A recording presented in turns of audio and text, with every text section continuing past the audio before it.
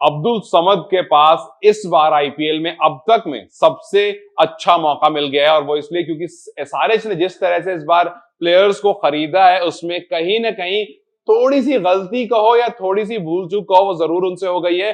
अब वो जो 6-7 उनके पास प्लेयर है उनको अकोमोडेट कैसे करेंगे ये सवाल है, और इसी में मौका बन रहा है अब्दुल समद का। हालांकि अब्दुल समद लगातार खेलते हैं लेकिन बहुत ज्यादा इंप्रेसिव अभी तक इनिंग नहीं आई है। 2-3 साल से वो आईपीएल आपको दिख जरूर रहे हैं, लेकिन ये वो सीजन रहने वाला है जो अब्दुल समद का सीजन होगा। और ये मैं इसलिए कह रहा हूं क्योंकि एक बार आप नजर डालिए उन खिलाड़ियों पर जो विदेशी हैं, जिन पर पिछले सीजन में काफी ज्यादा एसआरएच डिपेंडेंट था, अब इस बार कैसे अकोमोडेट करेगा, और वहां पर अब्दुल समद का मौका बनेगा। सबसे पहले ट्रेविस हेड आपको ओपन करेंगे, आपके पास एक आप ट्रेविस हेड को बिठाओगे नहीं क्योंकि वहीं पर एसआरएच सबसे वीक थी शुरू में, नई बॉल से पिछले सीजन में काफी बार विकेट जा रही थी, तो ट्रेविस हेड आपको वो एक इंपैक्टफुल पारी दे सकते हैं। तो वहां पर आपके पास एक मौका है, आप उनको नहीं हटाओगे, ठीक है। आपको 4 रखने हैं, ट्रेविस हेड आप रखोगे। एडन मार्करम कप्तान है, वो आपके साथ खेलेंगे।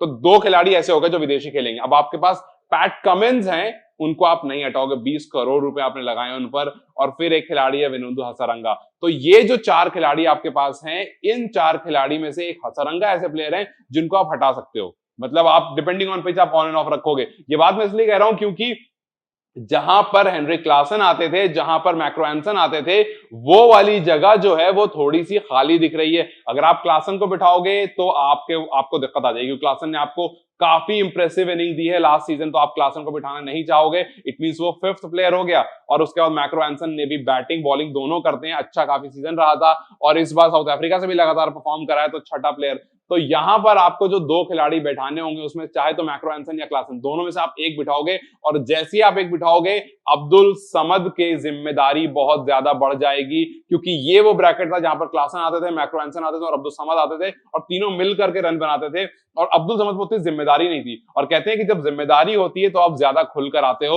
और इस बार अब्दुल समद पर बहुत जिम्मेदारी हो जाएगी, क्योंकि इस बार अब्दुल समद के साथ क्लासन और एंसन दोनों नहीं रहेंगे, दोनों में से कोई एक ही रहेगा। और उसके बाद आपको हो सकता है ऊपर एडन मार्करम भी किसी किसी मैच में बैठे हुए दिखें, आपको हो सकता है हसरंगा किसी मैच में बैठे हुए दिखें। तो ये जो पावर हिटर्स हैं अगर ये बैठ जाएंगे तो अब्दुल समद जो कि इंडियन है, जो खेल सकते हैं, इन पर कोई नंबर्स का वो नहीं है।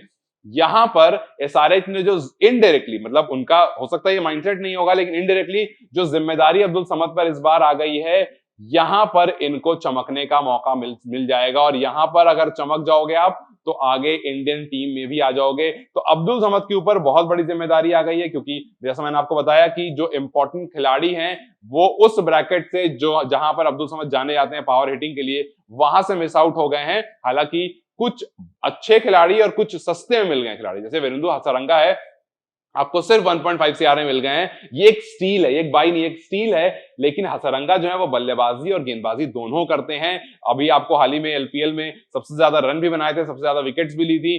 तो यहां पर हसरंगा को भी आप बिठाने से पहले सोचोगे। तो ये जो एसआरएच ने अपनी टीम बनाई है, इस टीम में आपने जो विदेशी खिलाड़ी भर लिए हैं, ये सारे एक जैसे विदेशी खिलाड़ी हैं। सिर्फ फजल फारूकी का नाम मैंने अभी नहीं लिया, वो भी इस टीम में है।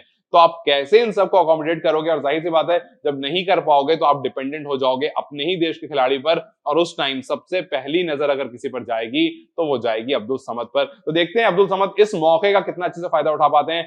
अगर इस मौके का फायदा अब्दुल समद ने उठा लिया तो समझ लीजिए कि आगे आने वाले सीजन में उनकी बोली भी बहुत ऊंची लग जाएगी, और टीम इंडिया में आने की जगह भी उनकी बन जाएगी। तो आपको क्या लगता है, क्या ये सीजन होने वाला है अब्दुल समद का? अब तक जो अब्दुल समद करने में कहीं ना कहीं सक्सेसफुल नहीं हो पाए, क्या ये वो सीजन है जहां पर अब्दुल समद आईपीएल में चमकने वाले हैं? अपनी राय मुझे कमेंट सेक्शन में जरूर बताएं। इस वीडियो को लाइक और शेयर जरूर करें, और जाते जाते चैनल को सब्सक्राइब कर जाएं।